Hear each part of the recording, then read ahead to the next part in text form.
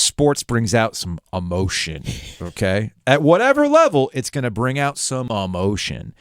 And I can't think of a player in Carolina basketball history, modern history. You probably have to go back to Rashad McCants, but that was after the fact because those emotions came out during the academic scandal and what he had to say.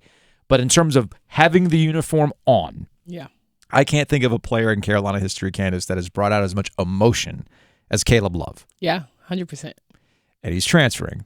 And he's not coming back. I mean, basically in the transfer portal announcement with the graphic and everything else that came out yesterday, he's like... He could come back. People make graphics and come back. I just want that to be clear. He's not coming back, though. Are you sure? Are you sure?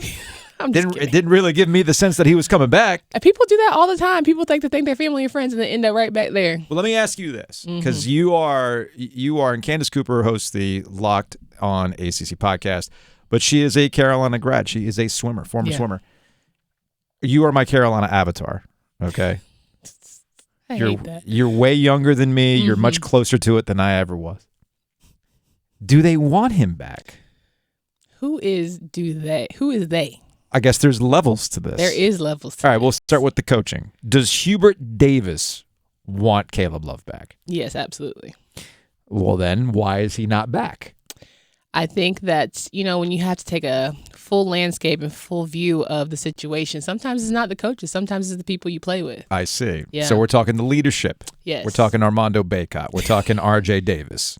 See, you're name dropping, and I just said it starts with the who. You got to take a grand inventory. Well, it isn't Wojcik who just came to transfer. Doug Poor Wojcik's baby, kid. what a horrible time to announce you're coming to. Right, my guy. The day that Caleb Love is just dominating all the conversation. But hey, you know what? There was a cute baby photo. There was, but I think people thought, okay, well, if we don't get Caleb, we're probably getting a superstar, so let's supplement, and we'll think we're getting off really well. And he's not quite Caleb. Yeah. He's not quite Brady. Yeah. But honestly, who's really the real villain in all this is Brady Manick. He messed it up for everybody. Well, I made a joke in the middle of the season when people were talking about it's a week left in the season. Who's the ACC player of the year? It's a wide open race. And I just simply said, it's actually Brady Manick. Not cool. But I'm like, well, think about it. Yeah. Who have we talked about?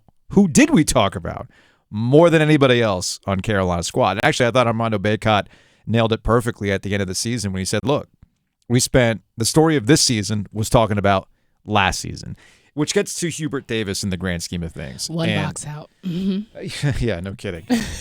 This is what I've been kind of screaming because with Hubert Davis, I feel like if it's truly going to be his program, well, then he's going to have like a line of demarcation and not this weird holdover of what Roy's squad was, the transition year, what that was last year.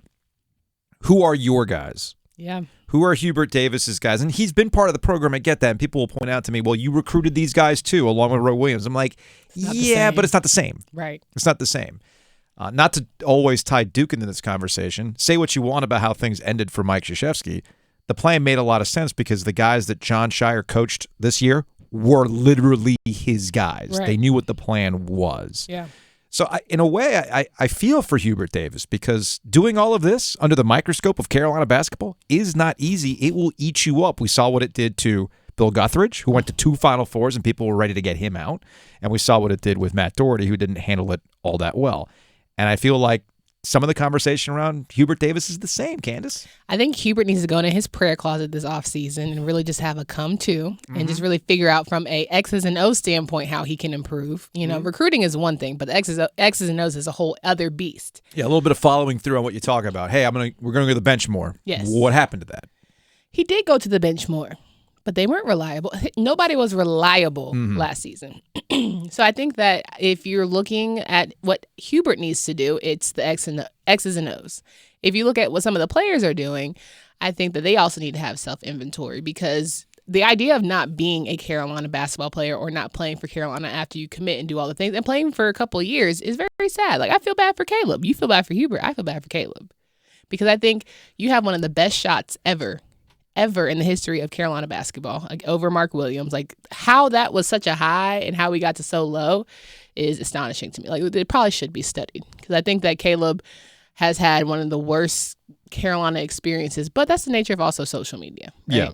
I think having death threats and having people just really put it all on you and making you the scapegoat when there are some other core issues for the team. It's pretty tough. That's what I've been screaming as well, and I'll be really curious to see how this offseason goes and who they bring in and how the conversation's going to go around Caleb Love, the addition by subtraction. Yeah. I mean, we do Hey Joe questions on Twitter, and we answer them at 3:30. We'll do that again today. And a couple of questions have already been like, do you expect Carolina to be better without Caleb Love next season? So is Armando Baycott going to find a jumper in the offseason, or are we still going to be like, feed me, and I only can shoot layups? I don't know. Just let me know, because if that's the case, my expectations will remain the same, which Fair are enough. none.